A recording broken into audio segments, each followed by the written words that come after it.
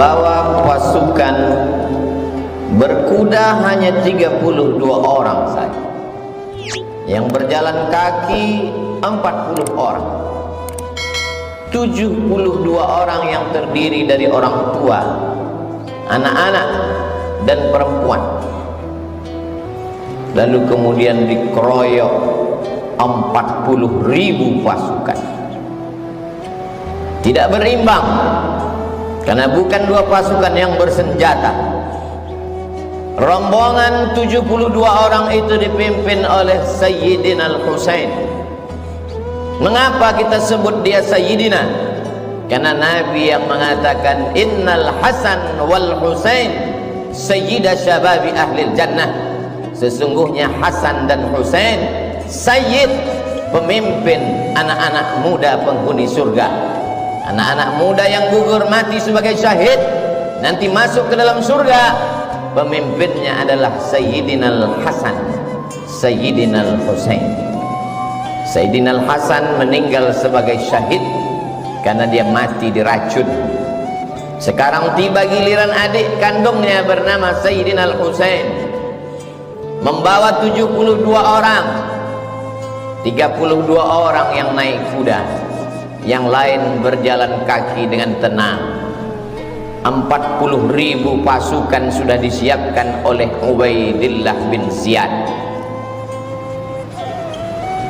Sebenarnya Yazid tidak terlalu takut kekuasaannya hilang, tapi Ubaidillah yang saat itu menjabat sebagai gubernur Kufah khawatir kalau sampai Yazid tumbang, Husain naik, maka hilanglah jabatanku.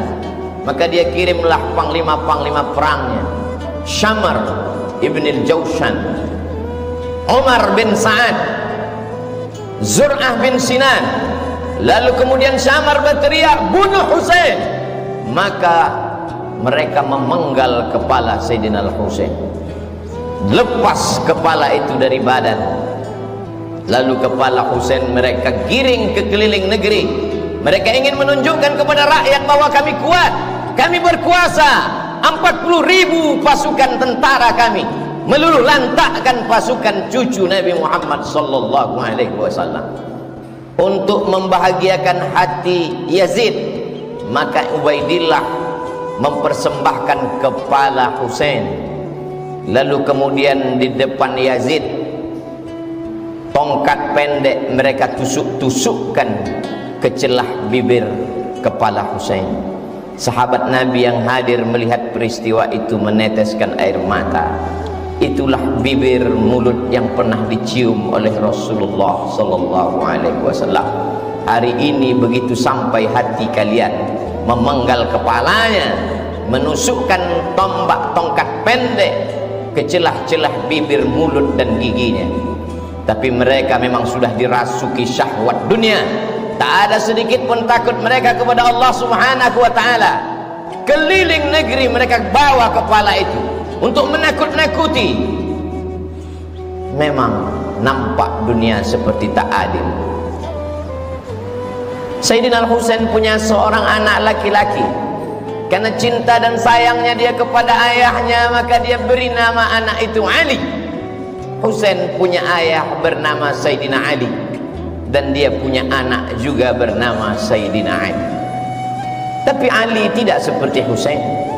Dia tidak membawa pasukan untuk membalas kematian ayahnya, karena dia tahu memang ini tidak berimbang. Kalau kubawa pasukan, mereka juga akan mati seperti ayahku. Walaupun mereka mati syahid, tapi korban sudah terlalu banyak, kata Ali bin Husain. Dia merubah strategi lain. Apa yang dia lakukan? Imam Az-Zahabi dalam kitab Syiar A'lam An-Nubala bercerita bahwa Ali bin Husain malam-malam berkeliling, tidak dengan pedang, tidak dengan tombak, tidak memakai baju besi, karena dia tidak membawa slogan perang. Apa yang dilakukan Ali anak Husain? Dia membawa gandum ke rumah-rumah fakir miskin. Di tengah malam dia berkeliling negeri. Dia lihat mana rumah anak yatim, dia letakkan gandum di depan pintu mereka. Orang tahu bahwa ini adalah gandum titipan Ali anak Husain. lembut hati mereka. Gandum yang mereka makan berubah menjadi darah daging. Hati mereka sudah direbut oleh Ali anak Husain. Dia merasa tidak lagi ada manusia yang layak untuk mendengarkan rintihan sedihnya atas kematian ayahnya. Betapa tidak, pasukan yang tidak berimbang itu dibantai habis, dibunuh, karena memang mereka tidak punya senjata dan kekuatan. Kekuasaan tidak lagi ada di tangan mereka. Maka dia hanya mengadu kepada Allah. Imam Az-Zahabi dalam Syiar A'lam An-Nubala mengatakan, kanal Ali ibn al-Husain yasjudu lillah fil yawmi wal laylah alfa sajadah. Sehari semalam Ali anak Husain bersujud kepada Allah 1000 kali sujud. Solat sunat dia perbanyak, tahajud dan witir bermunajat kepada Allah. Dihitung semua solat sunatnya, 1000 kali sujud dia bersimpuh di hadapan Allah. Maka dia dikenal dengan nama Ali As-Sajjad. Sajjad diambil dari kata sujud. Orang yang paling banyak sujud bergelar As-Sajjad, maka dia bergelar Ali As-Sajjad. Saking banyak zikir dan tasbihnya, dia bergelar Zainal Abidin. Zainal perhiasan, Abidin orang yang banyak ibadah. Zainal Abidin perhiasan orang yang paling banyak beribadah. Dia robah strategi, dia robah cara. Tidak hanya satu cara mendekatkan diri kepada Allah. Kalau dulu ayahku dengan pedang sehingga gugur sebagai syahid, maka aku, kata Ali Zainal Abidin, dengan strategi yang lain, berbagi makanan sesuai dengan sunnah Nabi Muhammad SAW. At'imut ta'am, absyus salam, tebarkan salam. At'imut ta'am, bagi makanan. Wasallu bil laili wan nasu niyam. Ketika orang sedang tidur, disitulah engkau bermunajat, mengadu kepada Allah Subhanahu wa ta'ala. Maka dia bergelar Ali Zainal Abidin, Ali As-Sajjad, untuk membedakan dengan Ali bin Abi Talib. Ali bin Abi Talib kakeknya, Husain ayahnya. Ali As-Sajjad adalah dia, Ali Zainal Abidin adalah dia. Ali As-Sajjad, Ali Zainal Abidin, anak Husain, anak Fatimah, anak Sayyidina wa Maulana Muhammad sallallahu alaihi wasallam. Sampai suatu ketika seorang sultan raja bernama Hisham bin Abdul Malik. Kisah ini diriwayatkan oleh Al-Farazdaq. Pada saat musim haji, sultan raja di raja sedang melaksanakan haji. Saat dia umrah, ingin mencium Hajar Aswad, penuh Hajar Aswad, tak dapat dia cium. Pada putaran kedua, dia ingin mencium Hajar Aswad, melimpah manusia, tak dapat dia mencium. Pada putaran ketiga, keempat, kelima, keenam, sampai 7 putaran, sekalipun tak dapat dia mencium Hajar Aswad.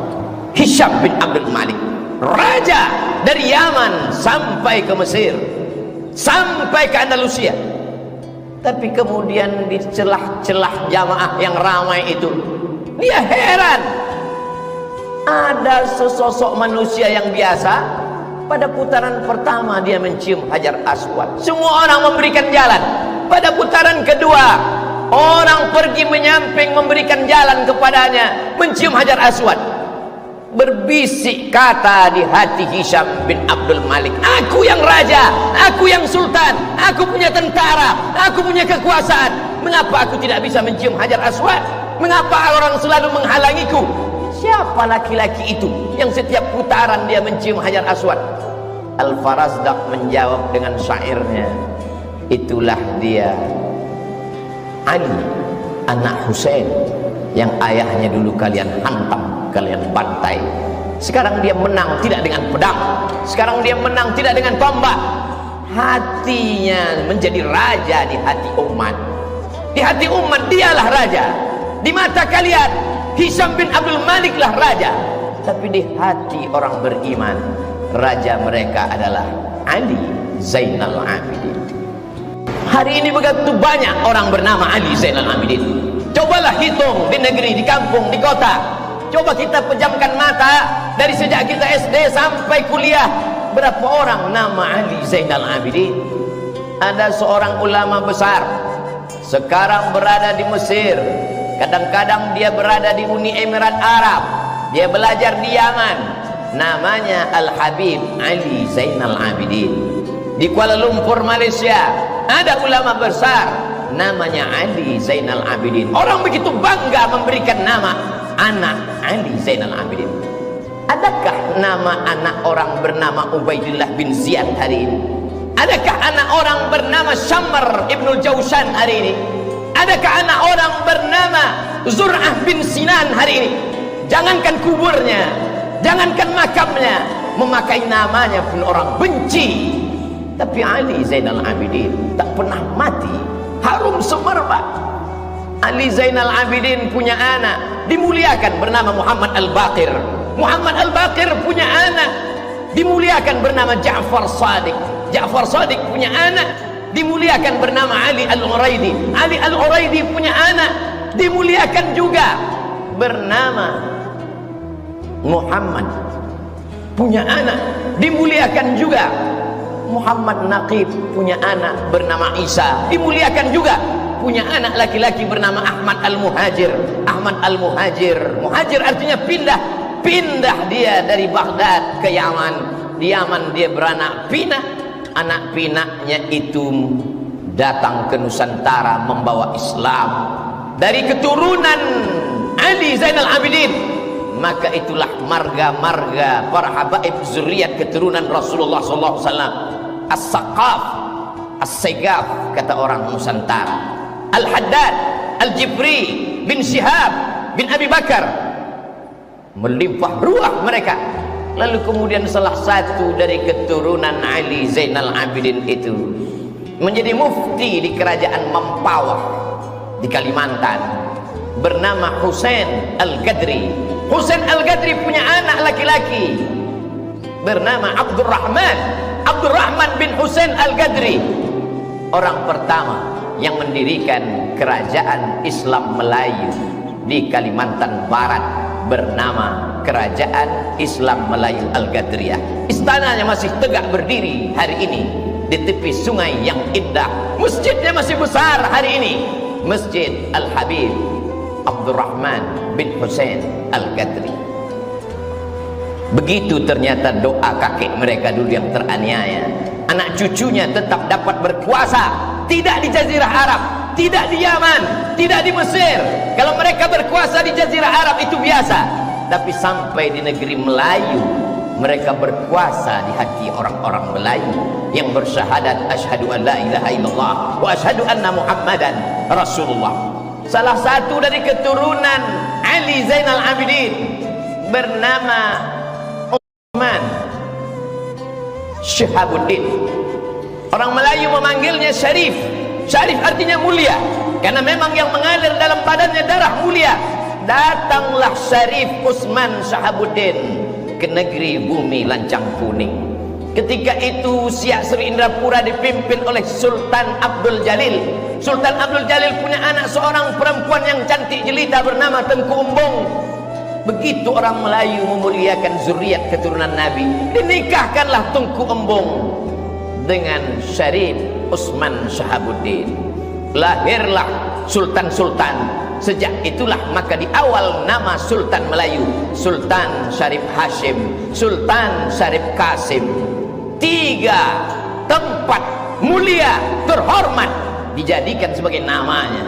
Jalan Sultan Syarif Qasim, Airport Sultan Syarif Qasim, Universitas Islam Negeri Sultan Syarif Qasim. Doa dari kakek datuk buyutnya yang lama, Ali Zainal Abidin. Berkat sedekahnya, berkat ilmunya, berkat sujudnya, anak cucunya menjadi raja, menjadi sultan di negeri Melayu. Sampai hari ini mengalir pahalanya. Tengku Umbung, Habib Syarif Utsman Syihabuddin dimakamkan berdampingan di tepi masjid pertama yang didirikan di kota Pekanbaru pada tahun 1762. Masjid itu didirikan oleh Sultan Abdul Jalil, diselesaikan oleh anaknya Sultan Muhammad Ali bin Sultan Abdul Jalil. Hari ini menjadi bukti sejarah. Tamu-tamu Habib-Habib yang datang ke Pekanbaru berziarah ke makam cucu Ali Zainal Abidin. Walaupun orang Pekanbaru sendiri banyak yang tak berziarah karena tak tahu. Begitulah Allah memuliakan orang-orang yang soleh. Sekarang kita tinggal memilih, apakah ingin mengikut menjadi anak cucu keturunan pikiran Ubaidillah bin Ziyad, Syamar bin Jausan, atau ingin mengikut langkah yang dilakukan oleh Ali Zainal Abidin. Ingat, kekuasaan hanya berakhir ketika malaikat maut mencabut nyawa.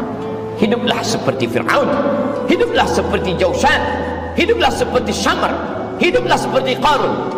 Kelak kau akan mati juga menghadap Allah Subhanahu wa ta'ala. Yang menjadi Syamar bin Jausan mati dengan kekuasaannya, yang menjadi Ubaidillah bin Ziyad mati dengan kekuasaannya, yang menjadi Ali Zainal Abidin kekal sampai hari kiamat.